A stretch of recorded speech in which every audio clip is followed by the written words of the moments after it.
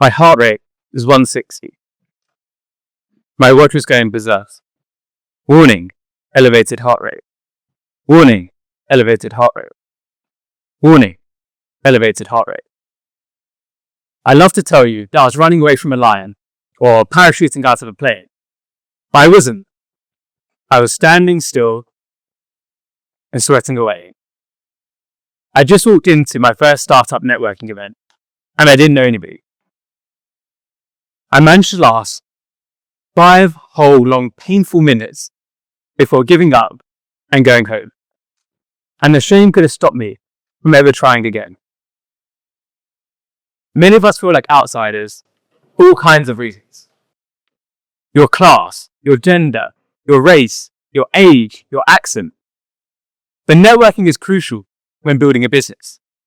It can bring you customers and investors, but also simply friends who understand your struggles. 76% of founders feel lonely, according to the Founder Resilience Research Report. 76%. I'm Amadhi, and I once thought I didn't belong in rooms like this. I was uncomfortable meeting new people, let alone standing on stage in front of a room full of them. I took the leap of faith anyway. Since that terrible first experience, I've co-built one of Europe's top startup communities. Over 8,500 people have been to our events and talks. I've connected with everybody from billion-dollar founders to million-follower creators.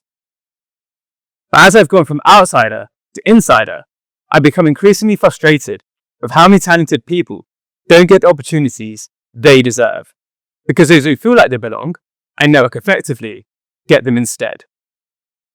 Some people think there's no point in trying. It's an insider's only gain. I want to change your mind. Outsiders can build strong networks quickly, and I'm going to show you how. Just like how I've taught before at universities and on startup programs. The secret is the RSVP formula. Some of you may know RSVP stands for Répondez s'il vous plaît in French. I think we use the foreign language version because it sounds less desperate than when we say it in English, which is simply, please respond. Because that's the focus, right? On getting prioritized. Before I tell you what the R stands for, I want to tell you the story of a student I taught at Imperial Summer School.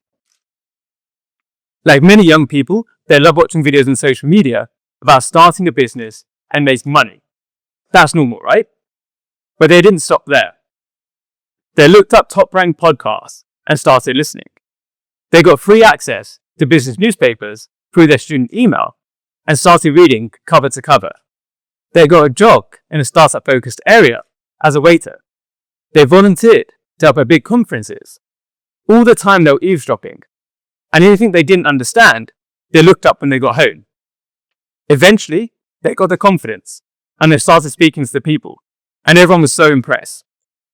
And they got some fantastic mentors. And by the time I met them, I was like, how do you know these people? But they put in the work. At that age, I had no idea what I was doing. But this kid was resourceful. And that's the R in our RSVP. The point of networking isn't to learn the basics. You can do that yourself. The art of networking is all about understanding the nuance of the person you're talking to and building trust. And it's hard, because in education and work, you're told there's no such thing as a silly question. But it all depends on context. In those environments, people are being paid to answer your questions. At a networking event, the strangers aren't there to give you a 101.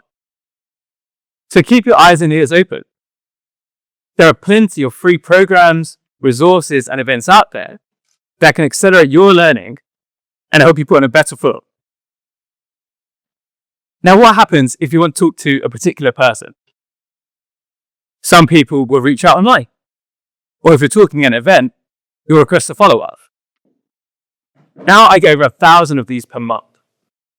1,000. And 90% of them are something like, we need to grab a coffee. We should chat. We must collaborate. These are way too vague for me to prioritize. Busy people have never-ending to-do lists. And unless you give them the information they need, they can't decide whether or not to give you their time. So what you get is their default response, which usually isn't what you want to hear. So the S in our RSVP is for specific. It guarantees you nothing, but it speeds up a yes or a no. And some people think a quick no hurts less.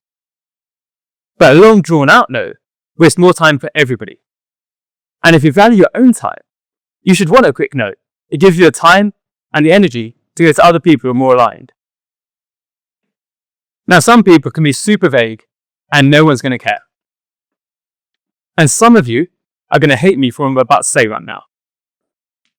I don't think I've listened to a single Taylor Swift song by choice. But if she slid into my DMs with a hey, I'm going to reply, right? Her brand gets her prioritized. She's visible, which is a V in our RSVP. The challenge is, how do you get people to know who you are and then be excited when you reach out? Some of you might have realized, and sorry to burst your bubble if you haven't, I'm not Taylor Swift. But within my own industry, I have a level of relevant microfake, which gets me doors opened. So you don't need to start a singing or dancing career to get noticed. As we'll find out later, it might help you. I built my visibility by consistently showing up. Let's say we meet at a networking event. We exchange contact details, we follow each other on social media. When I post every single day, you are learning my story, you're seeing me over and over again. If you don't post or engage, what happens when we meet each other a year later? You're going to feel like you know me. And I'm going to have no idea who you are and been trying to keep my poker face like, yeah, it's great to see you again, right? So what can you do? Because not everybody wants to post every day, right? And that's totally normal. You can breadcrumb people, which is consistently engaging with their comments and their posts. You can orbit them, so connect to other people around them who maybe have more time, because everybody's got a tea. You can show up to their events, and when they're speaking. Many insiders can get complacent and less hungry. As an outsider, if you keep showing up and keep turning up, they're going to remember you.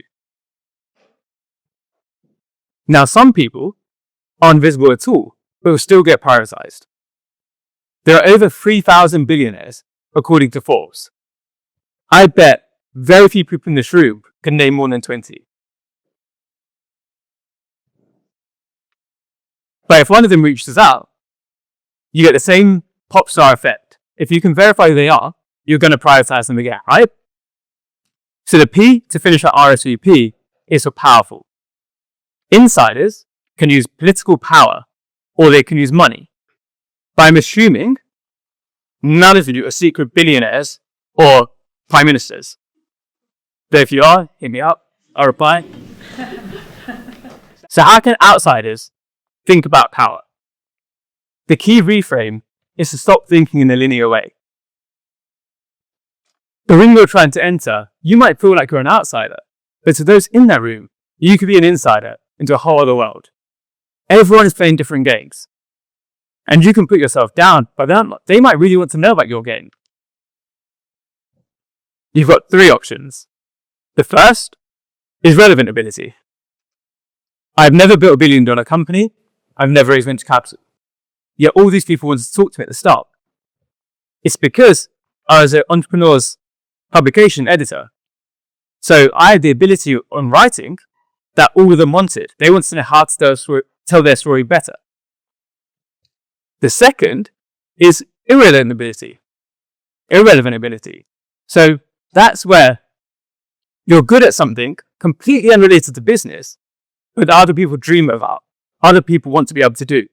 And it puts you in a different category and makes you memorable. Many people want to sing. I can't sing. Many people want to dance.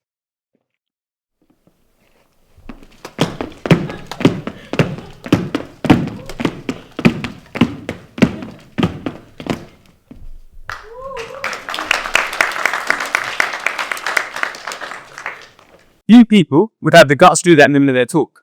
I had to make sure I didn't stack on the carpet, The final version of our three options is vulnerability. And it's going to sound more dramatic because I'm also getting my breath back.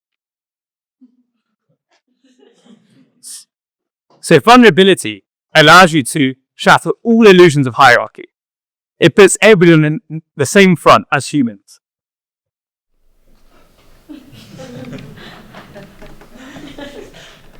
So where I was transitioning from online networking to real-world networking is when I lost my dad. And some of you right now will connect me straight away based on that. Because there's a whole complex array of emotions around that. And because so many people are hiding their emotions, they're hiding things that are really important to them, you don't really get to know them. Whereas you can't really understand me without knowing that part of my story. Luckily, my mum is here today. So, when we're playing all these games, right, and everyone's trying to be so impressive, so many of the most impressive people that I am able to talk to and call friends, we bonded over pain and struggles as opposed to this highlights and the success reels. So if you can stop trying so hard to be impressive and just being human instead, people who have 100 times you can relate to you and call you a friend. So there we have it. The RSVP formula for outsiders to get prioritized when networking. The R is for resourceful. Do the work. The S is for specific. Be understood. The V is for visible. Be seen. The P is for powerful. Be different. I'll leave you with this. I never thought I'd be the kind of person who stands up here. I never thought half the people I talked to would ever give you the time of day. I was wrong. If you're listening, think you're an outsider and you won't get those opportunities, maybe you're wrong too.